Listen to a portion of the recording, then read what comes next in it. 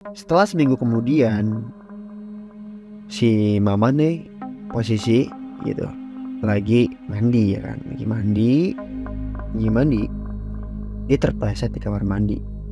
Katanya dia tuh ngelihat kuntilanak laki-laki. Jadi kepalanya di bawah, terus kakinya di atas, pakai baju putih terus bercaling, rambutnya tuh ke lantai gitu di kamar mandi.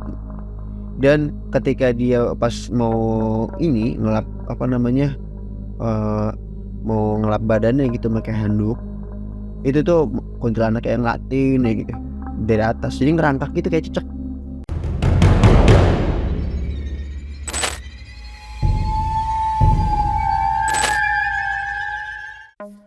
Assalamualaikum warahmatullahi wabarakatuh. Gimana nih kabar pendengar setia Unlogic Story? Semoga kabar kalian dalam keadaan sehat semuanya dan dalam perlindungan Tuhan Yang Maha Esa. Jangan dipikirkan dan jangan dirasakan, karena mereka akan datang. Pasangan seperti kalian, dan nikmatilah cerita ini. Ya, kali ini kita kedapatan cerita dari salah satu pendengar setia Unlogic Story. Cerita dari Mas Arif, yaitu pengalaman ketika tinggal di rumah baru, yang dimana ia nggak tahu nih kalau misalkan rumah itu dulunya bekas perampokan. Mas Arif beserta 3 anaknya dan istrinya kerap dihantui sama makhluk gaib ini. Suatu ketika, Mas Arif ini sedang kerja shift malam. Pengalaman ini diceritain oleh anak Mas Arif, yaitu Angga. Nama ini disamarin ya, sengaja. Kebetulan Angga ini usianya udah cukup lumayan besar, yaitu 12 tahun. Pada malam itu, ia hendak pergi ke kamar mandi, ingin buang air besar. Posisi jam 1 malam. Pas dia buang air besar gitu, kok ini ada yang ngobrol ya di dapur gitu. Kebetulan dapur itu sama kamar mandi kan dekat gitu jaraknya. Angga manggil dong, manggil orang yang di depan. Mungkin itu mamahnya atau papahnya gitu. Mah, mama lagi ngapain gitu. Nah, itu tuh nggak ada yang nyautin gitu. Terus kayak si Angga mikir, mungkin papa udah pulang gitu. Tapi si Angga mikir lagi, tapi kan papa tadi baru jalan gitu jam 7 malam, kok udah pulang gitu. Angga pas habis dari kamar mandi tuh ngelewatin dapur ya kan, kok sepi, tadi perasaan kayak ada yang ngobrol tuh di dapur gitu. Jadi kalau misalkan orang tuanya, kalau misalkan baru pulang kerja, biasanya sama ibunya tuh ada aktivitas di dapur gitu, entah bikin kopi, mie dan lain-lain gitu. Ya udah tuh, akhirnya Angga masuk ke kamar sambil ngocok-ngocok mata buat ngelanjutin tidurnya. Tiba-tiba pas Angga mau meremin mata, ada suara gelas pecah dari dapur. Angga bangun lagi dong dari tempat tidurnya. Penasaran nih, ada apa sih di dapur gitu? Apakah ada tikus atau apapun yang lain? Nah, pas dia ke dapur, kan kayak ada hordeng gitu, kayak hordeng-hordeng samar-samar menuju akses ke dapur. Dia buka, itu kuntilanak laki-laki lagi berdiri gitu. Berdiri terbalik gitu. Dari pintu kamar mandi. Jadi gini, posisi kuntilanak laki-laki itu posisinya tuh di depan pintu kamar mandi ya. Rambutnya tuh panjang banget, merumbai gitu di lantai.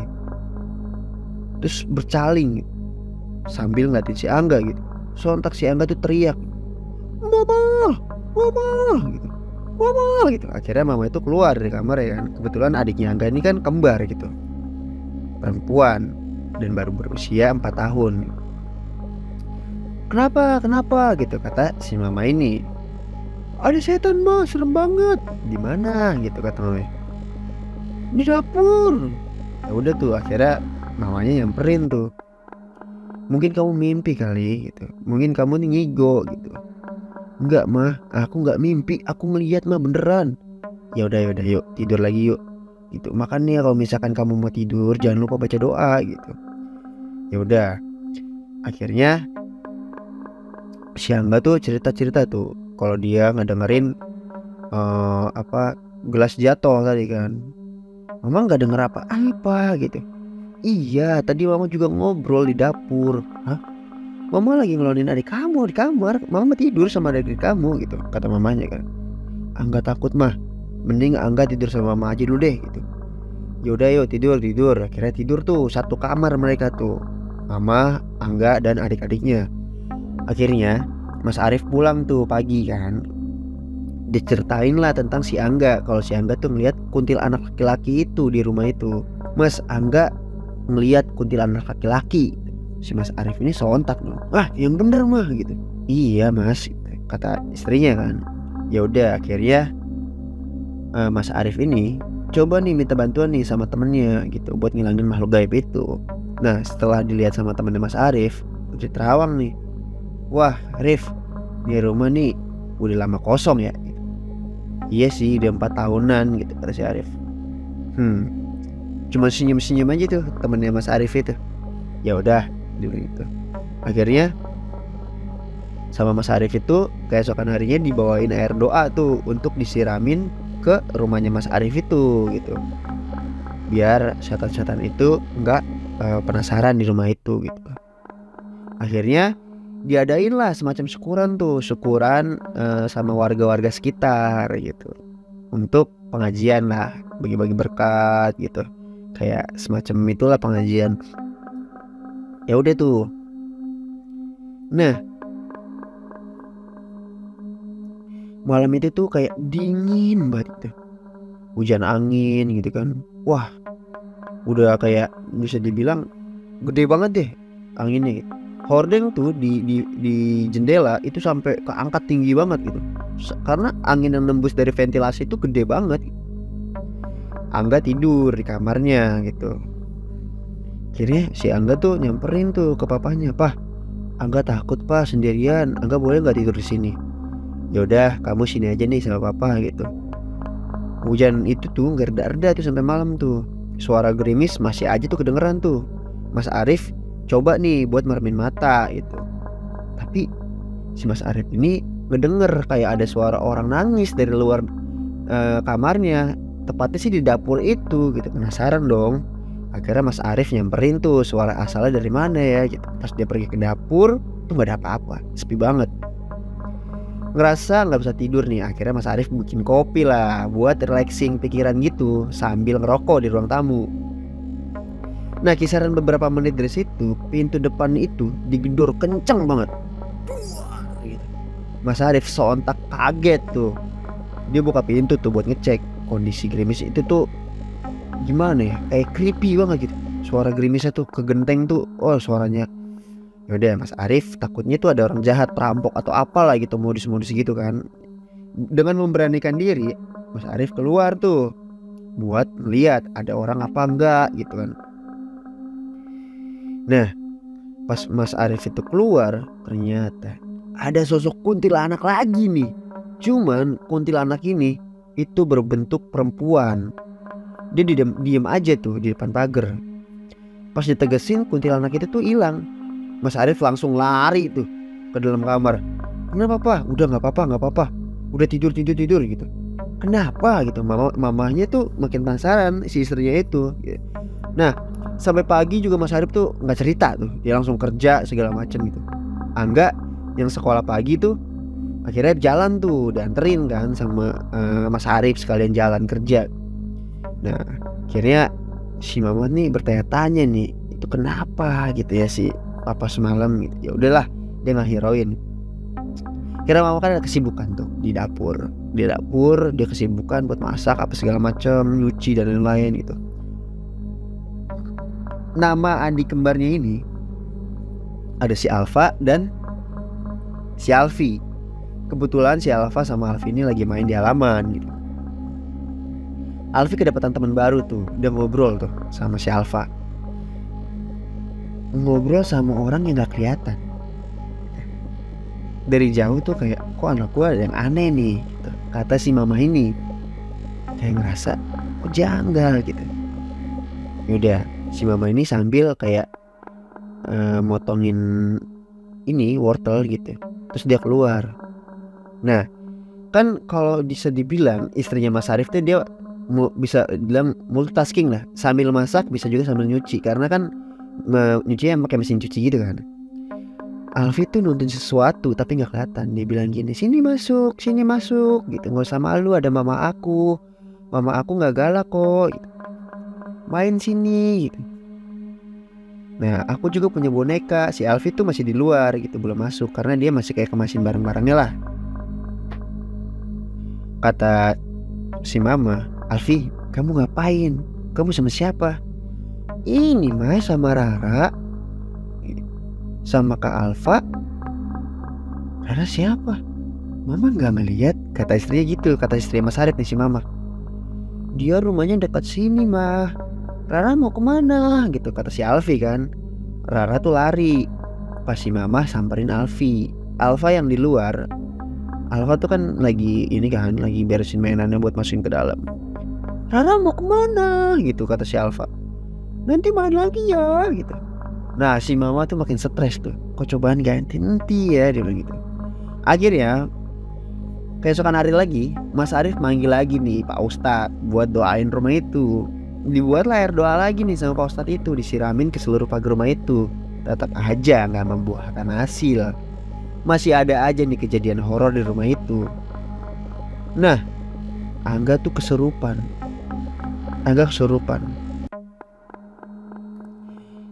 Pas dia mau makan, tiba-tiba tuh dia nggak mau ngomong, nggak mau apa gitu kan, matanya tuh melotot ngarahin ke ayahnya. Terus si Angga ini bilang kayak gini, tinggalkan tempat saya. Sontak dong, takut semuanya.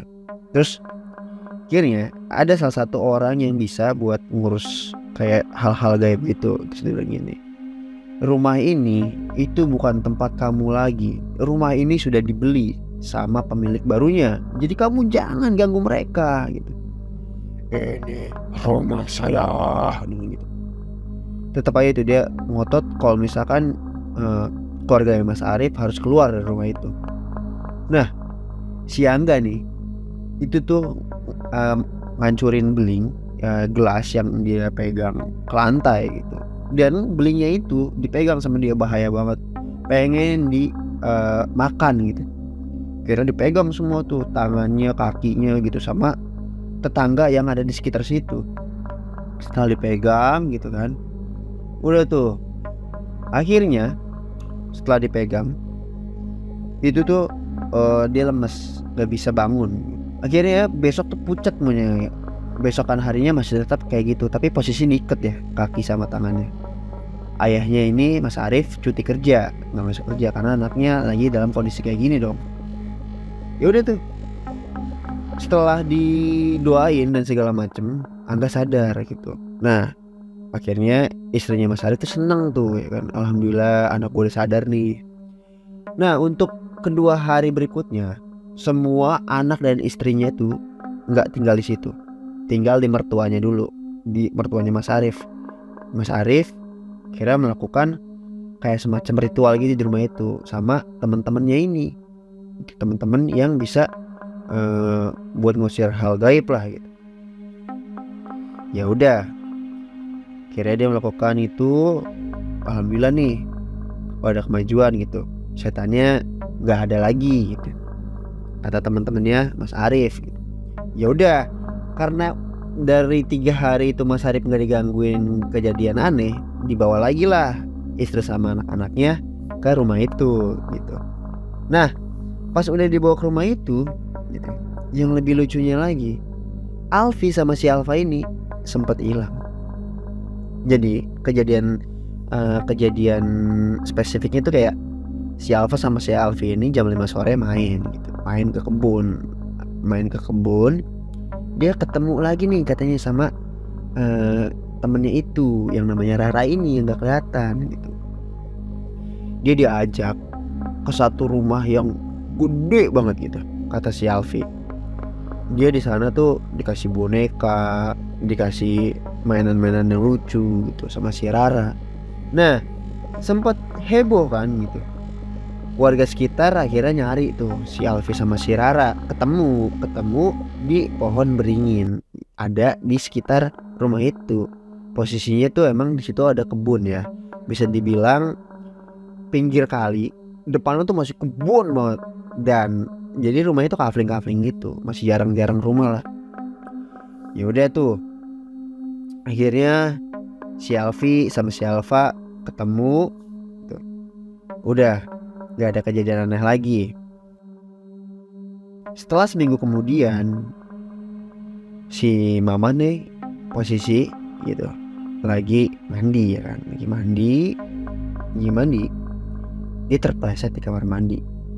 Katanya dia tuh ngelihat kuntilanak laki-laki, jadi kepalanya di bawah, terus kakinya di atas pakai baju putih, terus bercaling, rambutnya tuh ke lantai gitu di kamar mandi. Dan ketika dia pas mau ini ngelap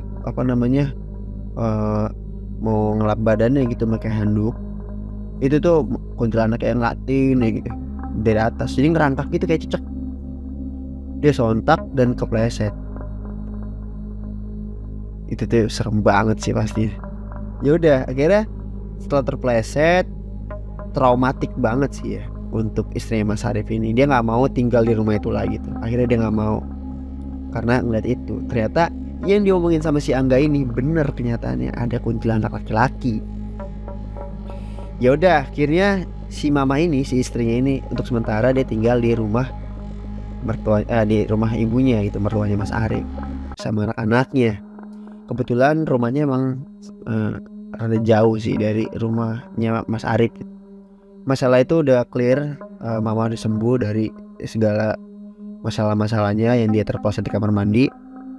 Nah, Mas Arif ini memutuskan untuk menjual rumahnya karena udah nggak sanggup lagi nih gitu tinggal di rumah ini. Bisa dibilang rumah itu baru bertahan sebulan lebih lah, paling lama 2 bulan gitu. Dia tuh mau bikin kayak papan reklame gitulah untuk masarin rumahnya itu. Pas dia mau ini ada aja gitu masalahnya, tangannya kepukul paku, ketusuk paku gitu, karena darahnya kemana-mana segala macam. Wah, ini nggak bener nih gitu. Nah, tapi kebetulan nih ada salah satu warga di situ yang emang gak banyak ngomong gitu. Namanya Pak Soleh. Pak Soleh itu nyamperin gitu. Dia ngomong kayak, "Pak, ini rumah mau dijual gitu." "Iya Pak, saya mau jual, saya udah nggak tahan nih sama gangguan-gangguan gaib di sini gitu," kata Mas Arif. "Sayang banget ya Pak, padahal rumahnya bagus nih gitu." "Iya Mas, mau gimana, tapi anak semester saya udah traumatik sih di sini gitu." "Iya Pak, sebenarnya gini Pak, dulu nih waktu saya kecil, ini nih rumah nih ada kejadian yang janggal." "Maksudnya gimana Pak?" Itu kata Mas Arif. "Iya, waktu saya SD lah Pak, kurang lebih. Jadi rumah ini tuh ada kejadian di mana ada perampokan gitu Pak." "Maksudnya gimana Mas?" "Iya, ini kan rumah kalau bisa dibilang tahun 90-an itu, rumah ini tuh gede banget.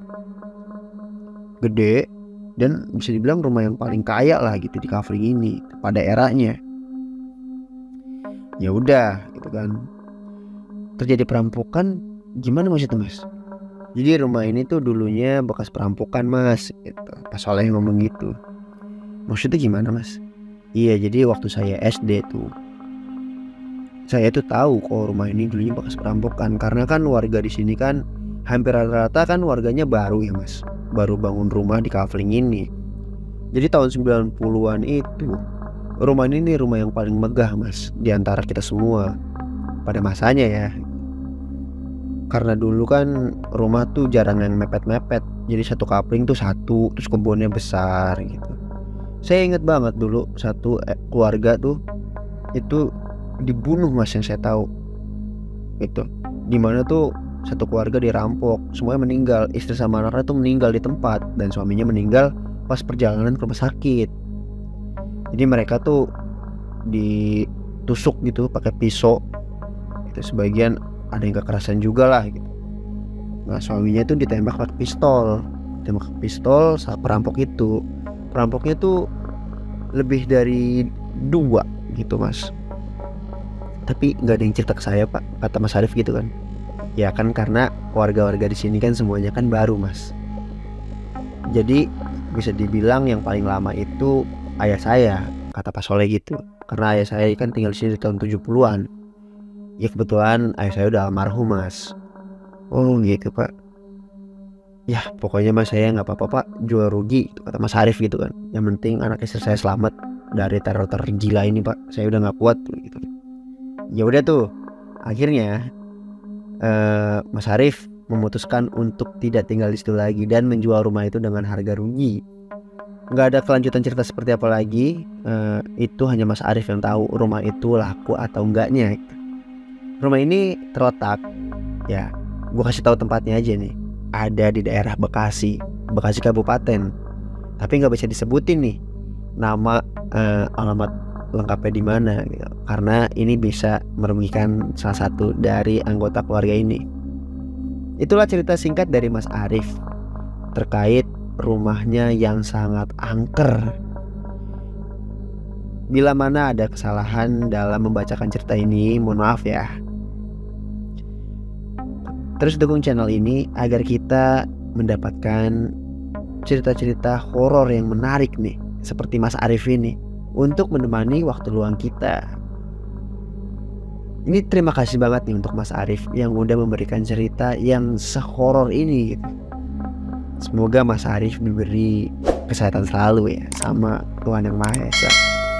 Dan mungkin itu aja cerita yang bisa gue sampaikan ke pendengar setia Unlogic Story. Sampai ketemu di cerita selanjutnya. Assalamualaikum warahmatullahi wabarakatuh.